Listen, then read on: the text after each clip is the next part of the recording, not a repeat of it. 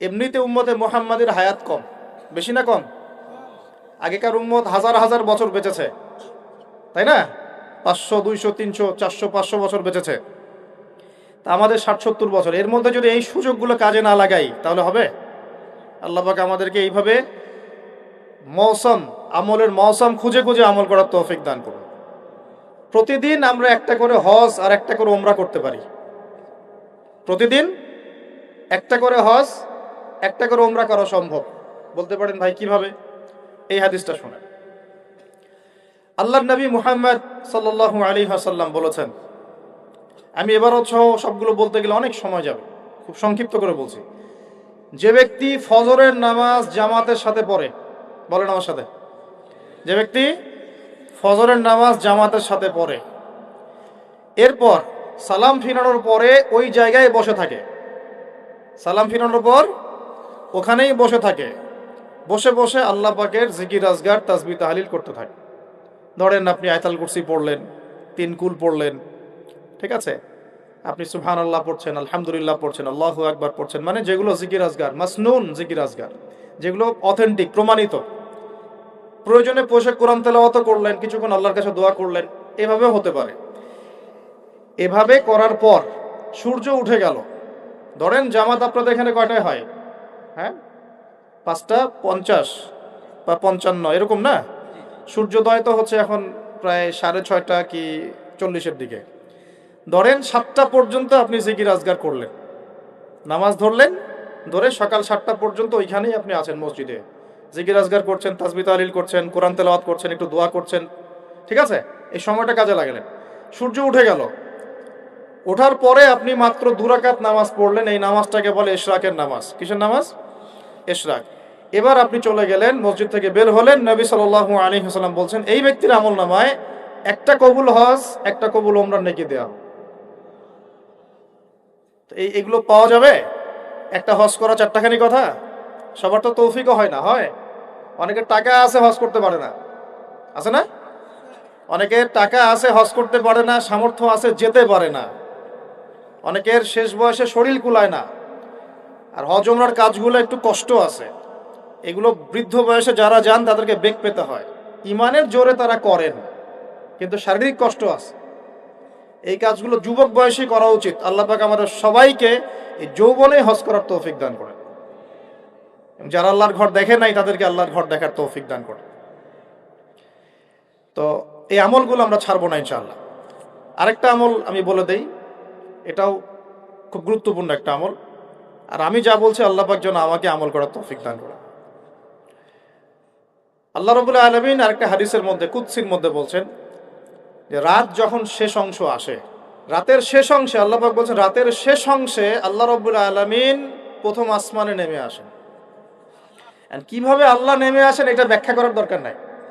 এটা যারা ব্যাখ্যা করতে যাবে গোমরা হয়ে যাবে, ঠিক আছে? কোনো দরকার নেই। আল্লাহ বলেছেন আমি নেমে আসি, কিভাবে আসেন আল্লাহ ভালো জানেন। আল্লাহ পাক তার শান অনুযায়ী, তার শওকাত অনুযায়ী এটাকে বাস্তবায়ন করবেন, আমাদের ভাবার দরকার নাই, ঠিক আছে? কয়েকটা বিষয় নিয়ে খুব বেশি ভাবতে যাবেন না।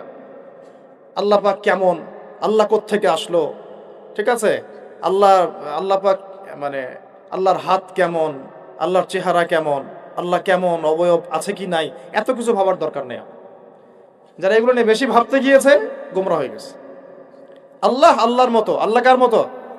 আল্লাহ শুধু আল্লাহর মতোই, কোনো কিছুর সাথে তার তুলনা নাই, ঠিক আছে? আল্লাহ পাকের নেমে আসাও আল্লাহ পাকের মতোই, আমরা এটা ব্যাখ্যা করতে পারবো না। আল্লাহ পাক বলছেন নেমে শেষ অংশে, রাতের শেষ অংশে, এবং বান্দাদের প্রতি আহ্বান করতে থাকেন, ফজর পর্যন্ত আহ্বান করতে থাকেন কন্টিনিউয়াসলি। কে আছো, কে আছো আমার কাছে ক্ষমা চাইবে, আমি ক্ষমা করে দেব। কে আছো আমার কাছে দোয়া করবে, আমি দোয়া কবুল করব। কে আছো আমার কাছে চাইবা, যা চাবা আমি তাই দিব। কে আছো অসুস্থ, শেফা চাবা, শেফা দিব। মানে কে আছো আমাকে ডাকবে, আমি তোমার ডাকে সাড়া দিব। কখন বলেন এটা? যখন আমরা ঘুমাই, যখন আমরা কি করি, একদম ফেসবুক চালাই বসে বসে, ইউটিউব চালাই, ওই সময় মেয়েদের সাথে কথা বলি, ওই সময় গার্লফ্রেন্ডকে সময় দিই, তাই না ভাই? এগুলা সারা রাত মেগাবাইট কিনে বোনাস প্যাকেজ কিনে, এগুলোই তো কাজ। যুবকদের কাজ কি এখন? যুবক ভাইরা শোনেন, আপনাদের জন্যই আমাদের এত পরিশ্রম। যাদের দাড়ি পেকে গেছে, 60-70 বছর বয়স হয়ে গেছে, বা 50-55 বয়স হয়ে গেছে, তাদেরকে নিয়ে আমাদের এত ফিকির নাই। তারা তাদের জীবনটা শেষ করে ফেলেছেন অলরেডি। আমাদের ফিকির আপনাদেরকে নিয়ে। আমাদের খুব ইচ্ছা, আমি নিজের কথা বলছি এবং আমার মতো যারা চেষ্টা করছেন তাদের কথা বলছি, তাদের খুব ইচ্ছা বাংলাদেশের 100% যুবক যেন নামাজি হয়। আমরা কি আশা করতে পারি আপনাদের কাছে এটা? বাংলাদেশের 100% যুবক যেন কোরআন তেলাওয়াত করতে পারে। পারা যাবে না? এটা পারা যাবে না? যাবে না? অসম্ভব কিছু? বাংলাদেশের 100% যুবক হারাম সম্পর্কে যাবে না। এরা হালাল খাবে, খেয়ে বুক ফুলায় বিয়ে করবে। বিয়ের চাপ দিবে বাসায়, না দিলে বিদ্রোহ হবে। না দিলে কি হবে? আমি তোমাদের সাথে আছি, সমস্যা নাই, প্রয়োজনে বিদ্রোহ হবে। কেন দিবে না? হালাল খাই, হালাল পড়ি, নিজের কর্মসংস্থান আছে, একটা দিনদার মেয়েকে বিয়ে করবে। তারপরেও কোনো অবৈধ সম্পর্কে যাবে না। যে অবৈধ সম্পর্কে গেছে সে আল্লাহর রাস্তায় জিহাদ করতে পারবে না। আর এই শব্দগুলা খুব শোনার অভ্যাস তৈরি করেন। বাংলাদেশে একটা শ্রেণী এখন উঠে পড়ে লাগছে এই শব্দটাকে মিটাই ফেলতে, এবং তারা দাড়ি টুপি বলেই মানুষ। দাড়ি টুপি পাগড়ি জুব্বা নিয়ে এই শব্দগুলোকে ইসলাম থেকে, কোরআন থেকে মুছে ফেলার চেষ্টা করতেছে।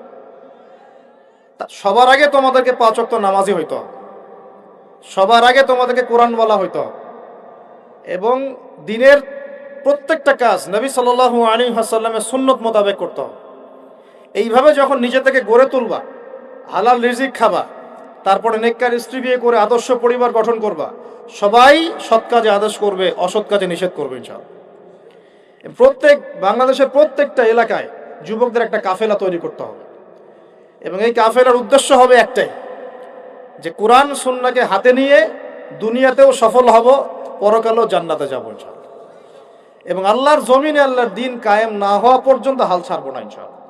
ইসলামের দিন রাত আর পশ্চিমাদের দিন রাত এক নয়। ইসলামে দিন শুরু হয় সূর্য ডুবলে। সূর্য ডুবে গেছে মানে দিন শেষ, নতুন দিন শুরু হলো। তো আমরা এখন জুমার রাতে আছি না নাই? আছি।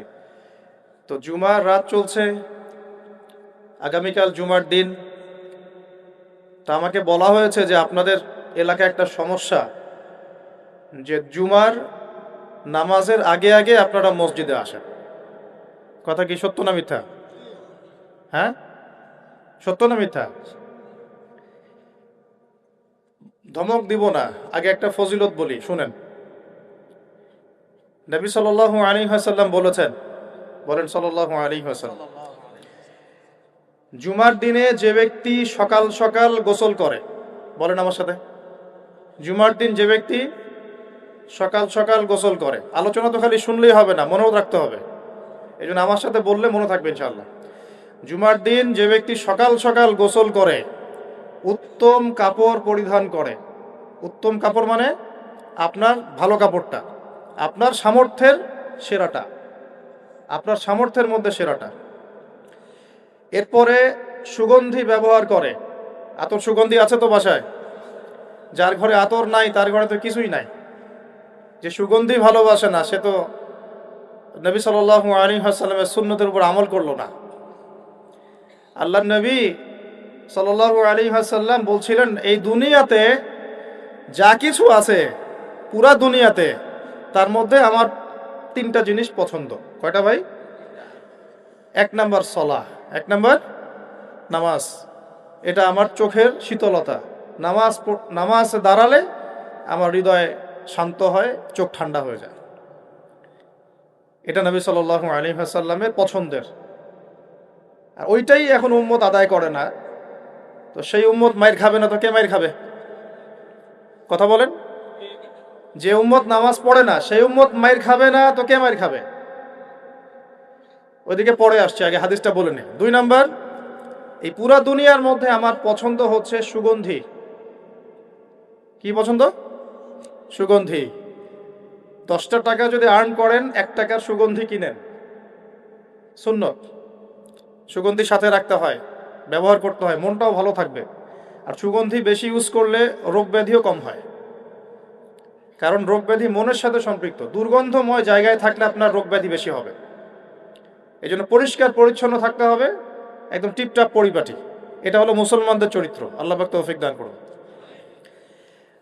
3 নাম্বার হচ্ছে স্ত্রী। 3 নাম্বার কি?